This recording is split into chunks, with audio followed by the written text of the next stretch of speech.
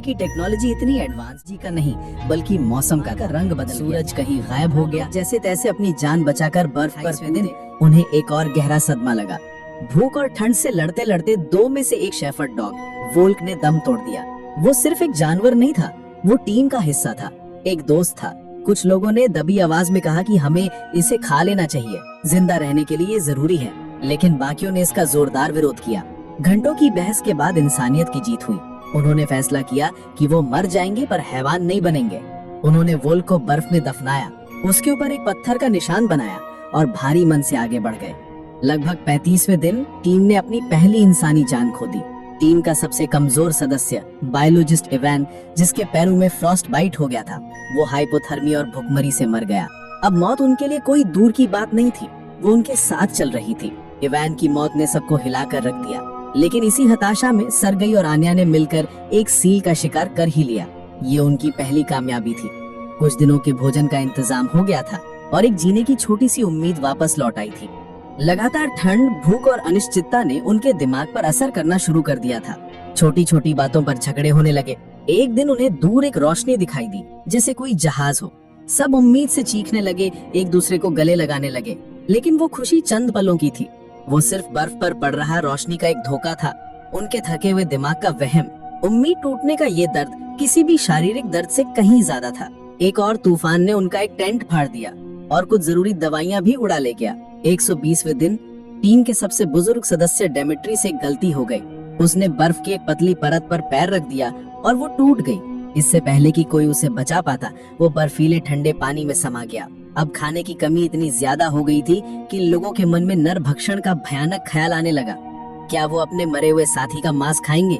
ये सवाल उनकी इंसानियत पर सबसे बड़ा हमला था।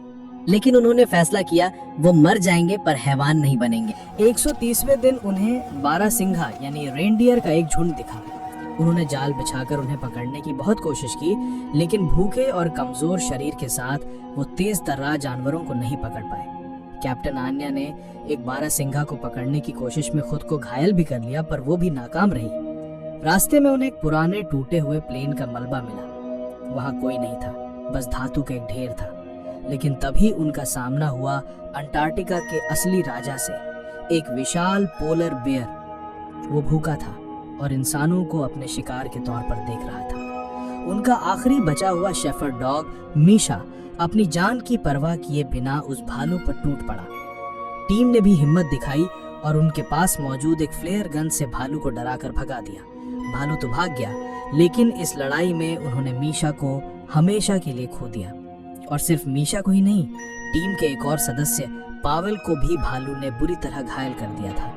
बिना इलाज के इन्फेक्शन से कुछ ही घंटों में उसकी भी मौत हो गई। अब उनके पास जिंदा रहने का सिर्फ एक ही जरिया था, मीशा का शरीर। भारी मन से आंसुओं के साथ उन्होंने अपने उस वफादार साथी को खाकर अपनी जान बचाई।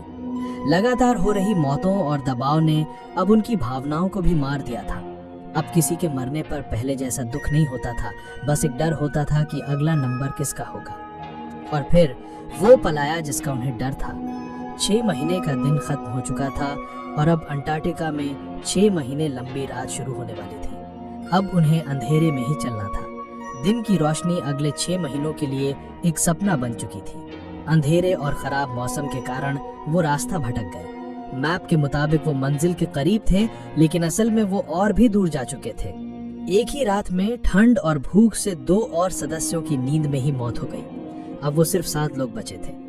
इस सब का असर कैप्टन आन्या पर भी पड़ा। वो शारीरिक और मानसिक रूप से बीमार पड़ गईं। उनका नेतृत्व कमजोर पड़ने लगा। अंधेरे में चलते हुए एक रात मानसिक संतुलन खो चुकी एलेना टेंट से बाहर निकली और बर्फीले तूफान में कहीं खो गई। उसकी सिर्फ जमी हुई लाश मिली। कुछ दिनों बाद टीम के एक और बुजुर्ग सदस्य ने सुबह आंखें ही नहीं खोली। अब वो सिर्फ 5 लोग बचे थे। 300 दिन बीत चुके थे। अब वो 5 लोग, या यूं कहें कि 5 चलती फिरती लाशें बस घिसट रही थीं। उनके पास कोई खाना नहीं था, चलने की ताकत नहीं थी।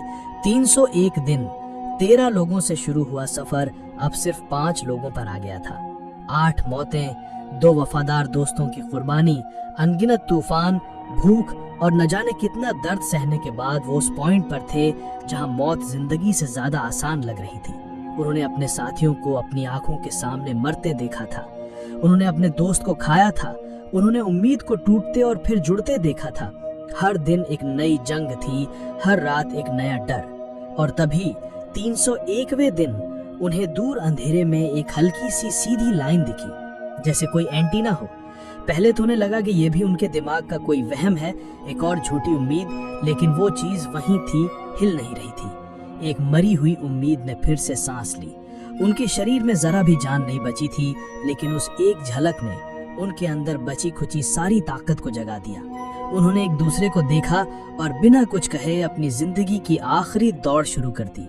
वो गिर रहे थे, उठ रहे थे, एक दूसरे को खींच रहे थे। हर कदम एक पहाड़ जैसा लग रहा था, हर सांस एक चुनौती, लेकिन वो एंटेना उन्हें अपनी ओर खींच रहा था। घंटों की उस अंतिम यात्रा के बाद वो उस जगह पहुंचे। वो एक छोटा, लगभग वीरान रिसर्च सेंटर था, जहां सिर्फ 2 मेंटेनेंस वर्कर्स मौजूद थे। 301 दिन के बाद किसी दूसरे इंसान को देखकर वो पांचों वहीं बर्फ पर गिरकर बच्चों की तरह रोने लगे। उन्हें बचा लिया गया। उन्हें नजदीकी बेस कैंप ले जाया गया, जहां उनका इलाज शुरू हुआ। उनका शरीर और दिमाग इस कदर टूट चुका था कि उन्हें नॉर्मल होने में कई महीने लग गए। उन 5 में से किसी ने अपने पैरों की उंगलियां खो दी, तो कोई जिंदगी भर के लिए मेंटल ट्रॉमा का शिकार हो गया। कई महीने बाद जब वो मीडिया के सामने आए, तो उनके चेहरों पर उस 301 दिन के सफर का हर एक पल साफ दिखाई दे रहा था। उनकी ये अविश्वसनीय कहानी बाद में फेमस लेखक अलेक्जेंडर वोल्कोव ने अपनी किताब द व्हाइट लैब्रिंथ में लिखी, जिसने पूरी दुनिया को झकझोर कर रख दिया। ये कहानी सिर्फ सर्वाइवल की नहीं है, बल्कि इंसान के उस जज्बे की है जो मौत को भी मात दे सकता है। ये थी कहानी उन 13 लोगों की जो निकले तो थे इतिहास बनाने, लेकिन खुद इतिहास बन गए। अगर आपको ये कहानी पसंद आई हो तो कमेंट्स में ज़रूर बताना कि आपको सबसे ज़्यादा टचिंग मोमेंट कौन सा लगा। और ऐसे ही रियल स्टोरीज के लिए चैनल को सब्सक्राइब करना बिल्कुल मत भूलना। मिलते हैं अगले वीडियो में एक और अनसुनी कहानी के साथ।